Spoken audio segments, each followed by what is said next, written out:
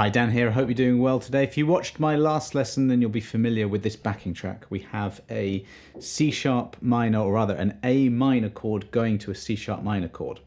And it's a good bunch of chords to demonstrate three really useful 5-string bass patterns. Now with this 5-string, I've got a low B. There are some that have got a higher C.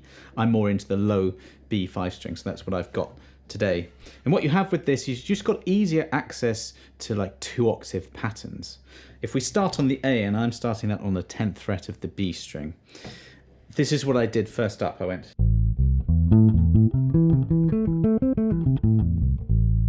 So I'm just doing an A minor triad there. This is all on a PDF. You can download it for free below. And if you're a 4-string player, you don't have a 5-string yet, you can actually use this on your 4-string. You would just take this first note and play it on the 5th fret of the E string like this, at which point you will run out of strings. But for the 5-string people, we're starting there and we're going. Always good to track what note you're on.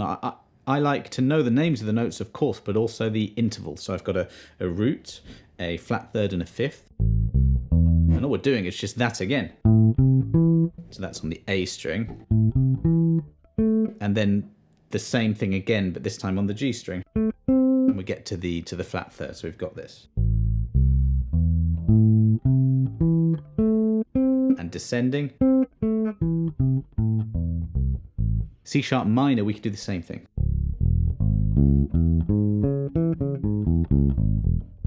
Now if you wanted to adapt this to major, you just put your flat third up 1 fret, bingo. Okay, but we'll stick to minor for now.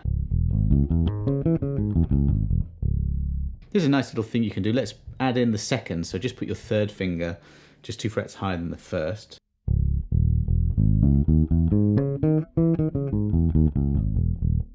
Now I don't know about you, but I'm a very visual person and I'm seeing these patterns. So we've got this, if I just say the finger numbers, we've got like 1, 3, 4. And what I'm doing here is I'm shifting to the first finger there. And then we've got that 1, 3, 4 shift pattern again. And then we've got the 1, 3, 4 pattern again. So we've got, that's the thing about a 5-string. You have the same notes fairly close together, an octave apart. You know, so there, C sharp, D sharp and E. We have them on the B string, the A string and the G string. That doesn't happen on a 4-string. So you can build your fragments around these patterns. Now this chord progression is really cool because it's got 2 different scales that work over the chords. And here's where I'm going to show you the second pattern that you can do. And the second principle, you can do this on any scale. So again, we're starting on the 10th fret of the B string, and this is a melodic minor scale. Really, if you just think of a major scale and just drop down the 3rd note 1 fret, that's what it is. And here's what you can do on a 5-string. When I get to the final note, the octave, the A,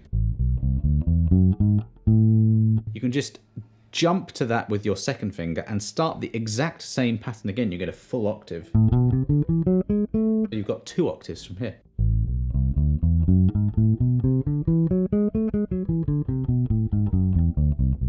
On the way back down,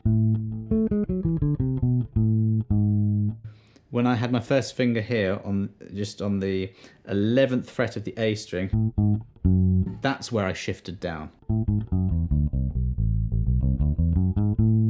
You can even actually, on the ascending version, go all the way to your little finger before shifting.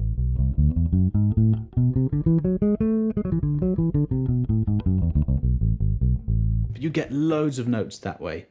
If you do the same thing on the C sharp, now this is now a C sharp natural minor scale. Do download that backing track, it's for free, and you can just experiment with the sounds over it. Sounds really cool.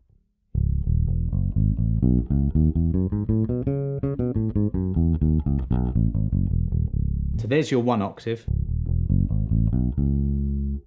As soon as we get there, shift across. But this is the thing I love about a 5-string. You've got a very simple, hopefully memorable pattern that you already know, and you just shift it. there's the 1 octave. There's the 2nd octave. And from there you can get all kinds of other arpeggios like a minor 7th.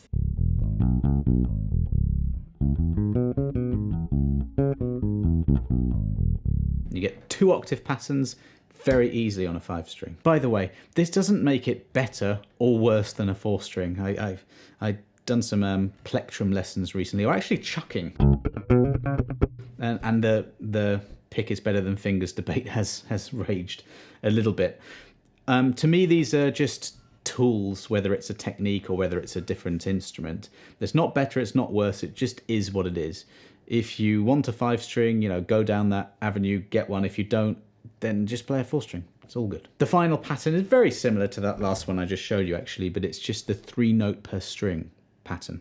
Now this is quite tricky on the fingers, so we'll go easy on this, and if you're feeling any pain or anything, just stop. But here, it's very similar. We're going to play a scale, but instead of, you know, sometimes 2 notes, sometimes 3 notes, a 3 note per string pattern is exactly what it says. You do 3 notes on every string.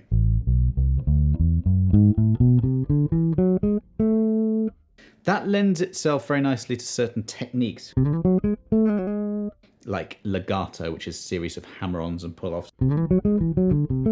Also, it's a really kind of interesting way to play. When you've got 3 notes on each string, you can get little intervals patterns.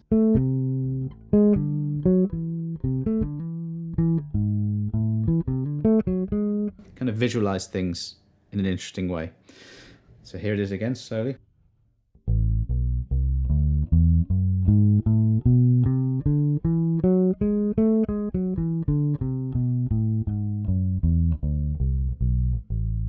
Now here, if we go down to the C sharp and we do C sharp natural minor 3 notes per string, it's a real stretch. I'll show you what I'm doing here.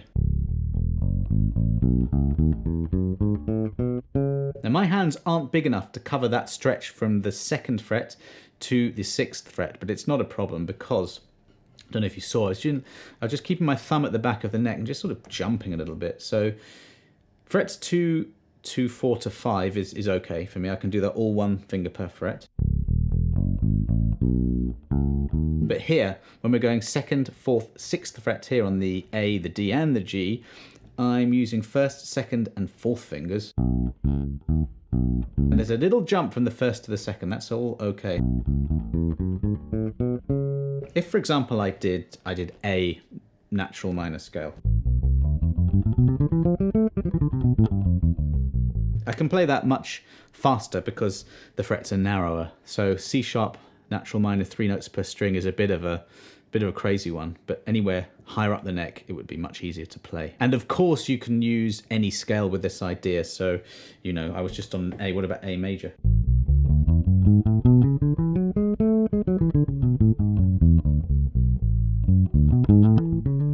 You just get lots of interesting avenues of playing slightly different ways if you've got these different patterns. I'm sure you can work out many, many more patterns within the 3 that I've given you, but for now I think that'll be fine.